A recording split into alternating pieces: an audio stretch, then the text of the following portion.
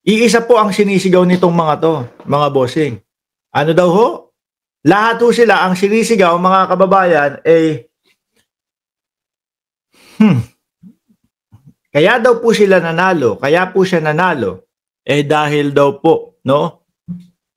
Doon sa pagkaka-aresto kay dating Pangulong Duterte. Kung ako ho yung sasabihan ng ganyan, kaya ka lang naman nanalo kasi naawa ang mamamayang Pilipino doon sa pagkaka-aresto ni dating Pangulong Duterte. Maiinsulto ho ako. Ano? Kasi hindi nyo ako ibinoto, kasi hindi nyo ako ibinoto base doon sa kakayanan ko, base doon sa talino ko, base doon sa kaya kong gawin. Ibinoto nyo ako dahil sa isang tao na naawa kayo, na nakarehas. O kaya nyo ako ibinoto. Di ba? John J. Jason at Marijo? At Chi. Visit naman talaga yan. Patay gutom pa. Sino yun? Inaaway kayo dyan. O, di ba? Sabi ni Franklin De La Rosa, sa Laguna din, talo din ang manok ng Duterte, ang mag-asawang Cardema. Yung, ang lumusot yung Duterte youth, di ba? Mga kababayan. O, game. Bato, Banat. To be frank about it, kung hindi nila kinidnap at Hindi kayo nahihiya sa mamamayang Pilipino? No? Hindi ho sila nahihiya sa mamamayang Pilipino. Paulit-ulit yung naratibo nila na kung hindi nila kinidnap. Ano yung kinidnap? Sandamakmak ang kapulisan na nandun. Naka-live coverage. Di po ba? Ang daming mga vlogger na nakatutok. 12 oras ang nangyaring hulihan. 10 oras, sabi ni Maui Jaramillo. Kinidnap? Meron po bang kinidnap yung kampo ng mga kinikidnap? Namukpok ng cellphone. Ginanon ni Hanilet, pug.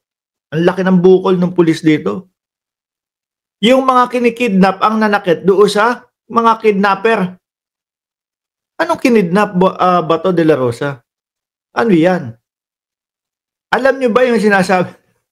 Pinagtatawanan kayo ng mamamayang Pilipino sa mga sinasabi ninyo Tuloy. Yahe si Pangulong Duterte. Malaking tsansa na baka ma-straight nila, mananalo sila dahil with their vast resources at yung support ng mga LGUs ay talagang makukuha nila. And let's face it. Ano yun? Ano naman kinalaman ng mga tumatakbo dyan? Di po ba? Ano ang kinalaman ng mga tumatakbo? Bato, makinig ka. Kami, sa kampo ni Pangulong Bongbong Marcos, tumaya. Di ba? Pero hindi lahat tinayaan namin. Lagi kong sinasabi, 2 buwan pa lang ho, bago mag-eleksyon, sinasabi ko, alyansa, 12. Hindi ko lahat iboboto. 5-6 lang ang iboboto ko. Ano po? 5-6 lang ang iboboto ko. Dahil negative ako kay Amy, negative ako doon sa Bilyar, negative ako doon kay kay Tolentino. Ganon. 'Di ba? Meron kaming mga kandidato na hindi namin gusto na iboto dahil nga kagaya ng Bilyar, ang daming problema, pati prime water, problema.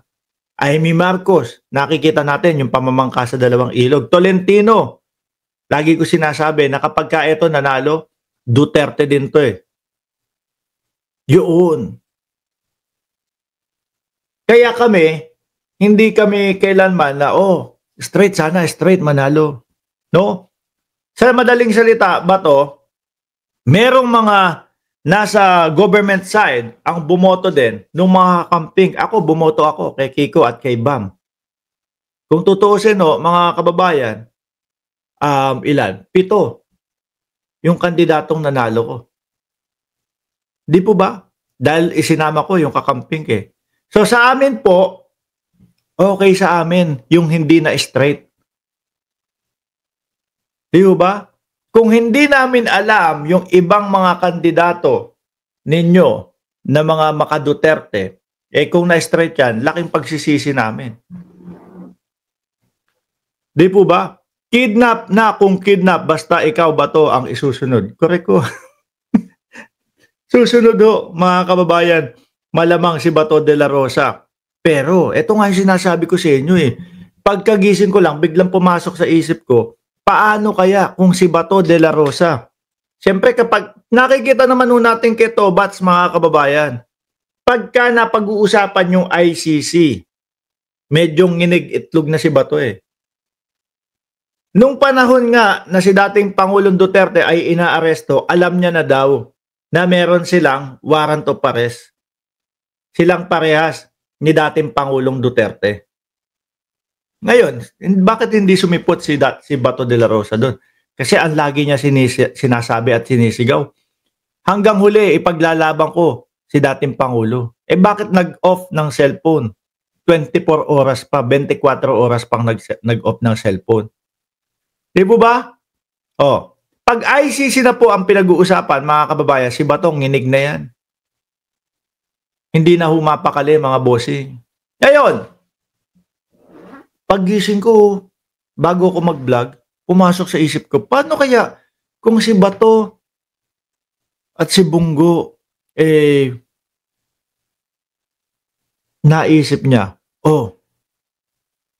aayusin namin yung magiging boto namin patungkol dyan sa impeachment. Babase kami sa investigasyon at dyan sa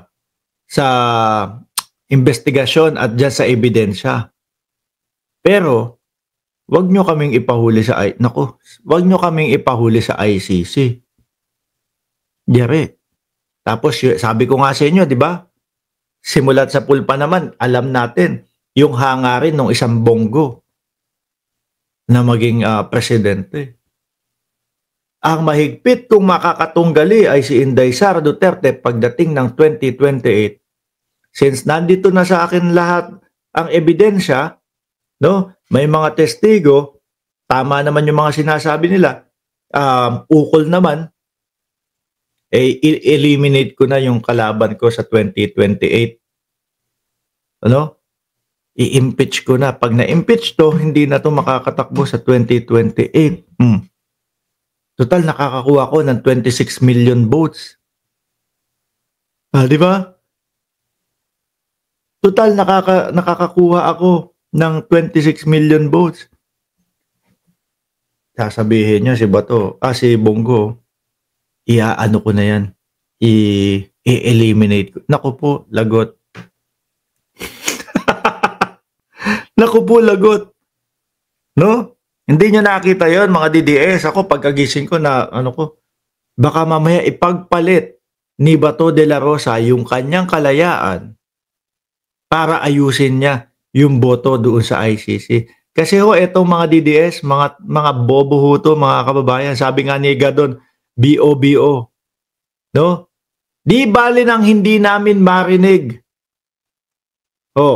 Yung paliwanag ni Inday Sara Duterte, di bali nang hindi namin makita kung saan napunta yung pondo ng bayan. No? Basta wag lang pag-usapan yung impeachment. Ganun po ang mga DDS. Diba?